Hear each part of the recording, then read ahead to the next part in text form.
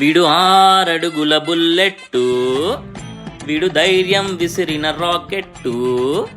మా వాడు 6 అడుగులు అయితే ఉండడు కానండి, సరిగ్గా 1 అడుగు కూడా ఉన్నాడు. కానీ వాడు చేసే అల్లరి అంతా ఇంతా కాదండి. పిల్లలు డిఫరెంట్ ఫేసెస్లో డిఫరెంట్గా బిహేవ్ చేస్తూ ఉంటారు. మా వాడు ప్రస్తుతానికి ఉన్న ఫేస్ ఏంటనుకుంటున్నారా? వాడు లేచి నుంచొని వాడంతటి వాడే నడవాలి అని ట్రై చేస్తున్నాడు. ఇవన్నీ చూసి మా కొలీగ్ యామిని అయితే వాడికి ఒక వాకర్ గిఫ్ట్ చేసింది. ఆ వాకర్ నాదే అని చెప్పి చితకబాదేస్తున్నాడు వాడు దాన్ని మాత్రం.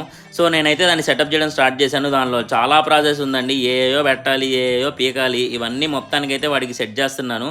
మా వాడు మాత్రం కవర్లు తినేస్తూ అది చేస్తూ ఇది చేస్తూ నిన్ను ఎలాగనే నేను ఇసికిస్తా అని చెప్పి చూసారా ఎంత దారుణంగా విసికిస్తున్నాడో వాడు నన్ను.